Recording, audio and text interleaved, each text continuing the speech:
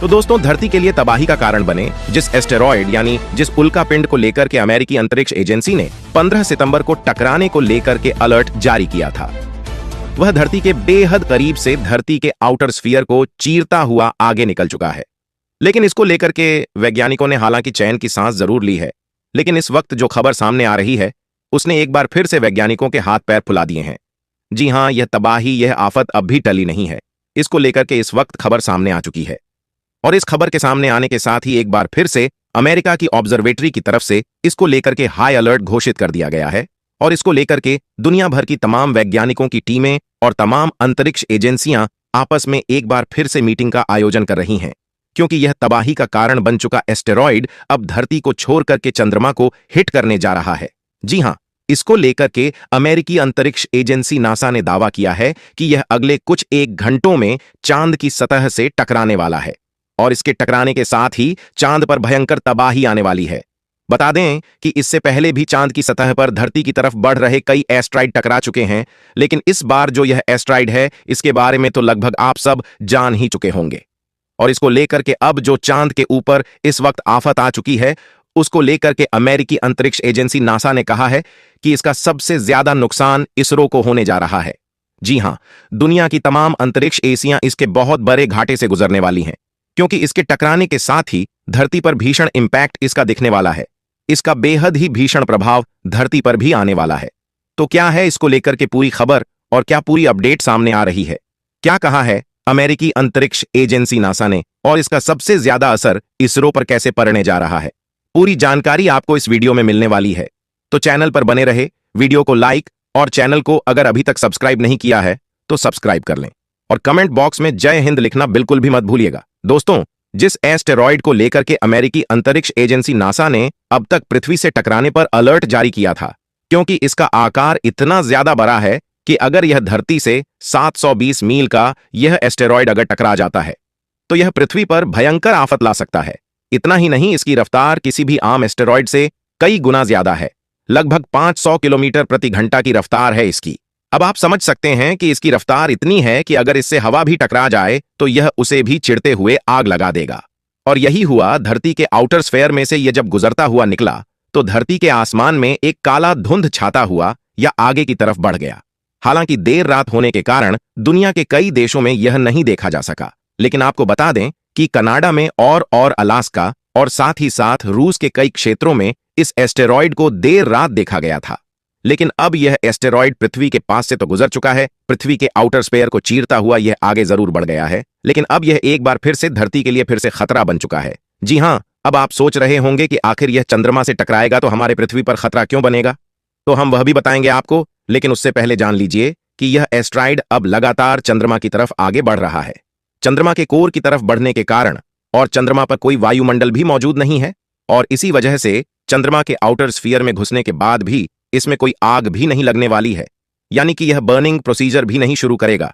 ऐसी स्थिति में यह हूबहू जितने आकार में इस वक्त है वह पूरे आकार के साथ चंद्रमा की सतह से टकराने वाला है। बता दें कि चंद्रमा पृथ्वी के चारों ओर इर्द गिर्द चक्कर लगाता है और चंद्रमा पृथ्वी के इर्द गिर्द चक्कर लगाने के साथ ही एक अपनी स्थिति मेंटेन करता है पृथ्वी के साथ। लेकिन यह एस्टेरॉयड अब पृथ्वी के बेहद करीब से होकर के गुजरने के साथ ही अब उस चंद्रमा की तरफ बढ़ रहा है जो कि पृथ्वी के चारों तरफ चक्कर लगा रहा है और इसकी वजह से यह पृथ्वी को छोड़ करके अब चंद्रमा से हिट करने जा रहा है और इसकी हिट करने के साथ ही चंद्रमा पर भीषण तबाही मच सकती है। वजह यह है कि ऐसे पहले भी चंद्रमा पर कई एस्टेरॉयड टकरा चुके हैं और कई एस्टेरॉयड के टकराने की वजह से चंद्रमा पर भीषण क्रेटर बने हुए हैं और इतने बड़े बड़े गड्ढे हैं जो कि अभी भी देखे जा सकते हैं और इस वजह से अब इसको लेकर के नासा ने अलर्ट जारी किया है। नासा ने कहा है कि अब तक जो एस्ट्राइड चंद्रमा से टकराए हैं उनके आकार इतने बड़े नहीं रहे हैं। यह आकार में पहली बार इतना है जिसकी वजह से भीषण तबाही चंद्रमा पर मच सकती है। इतना ही नहीं, चंद्रमा के एक बड़े हिस्से में दरार भी आ सकती है और अगर ऐसा होता है तो चंद्रमा में भयंकर भूकंपीय गतिविधियों के साथ ही बहुत तेज विस्फोट होगा और इस विस्फोट की वजह से चंद्रमा की सतह की धूल का गुब्बार उठेगा जो धरती और सूरज के बीच आ जाएगा और इसकी वजह से धरती का एक बहुत अहम हिस्सा पूरी तरह से धूल से ढक सकता है।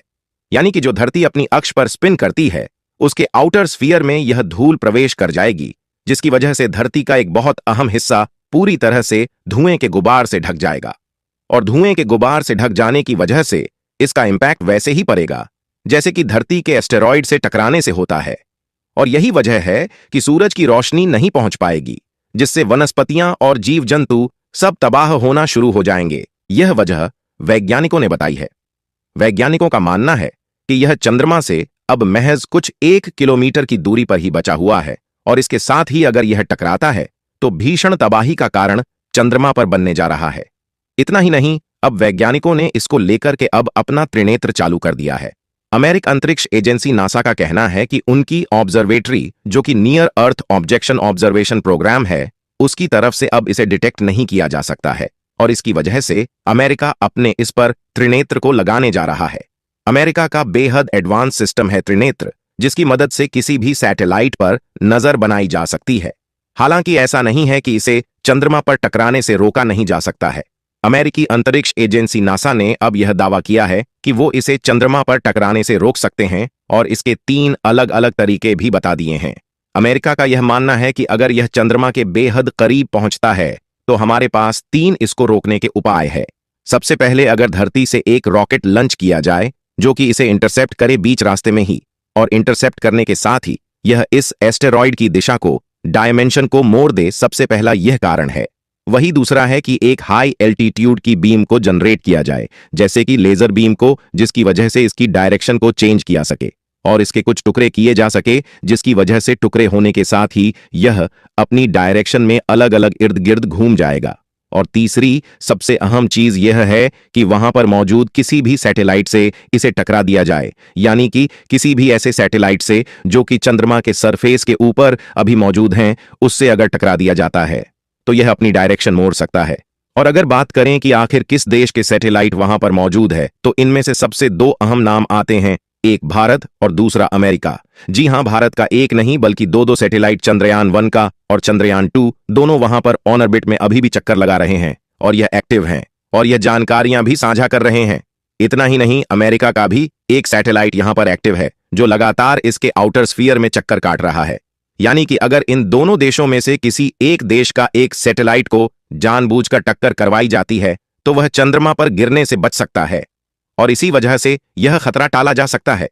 हालांकि इसको लेकर के अब तक कोई जानकारी सामने नहीं आ रही है। अब यहां माना जा रहा है कि वैज्ञानिक इस पर अपनी नजरें गड़ाए बैठे हुए हैं।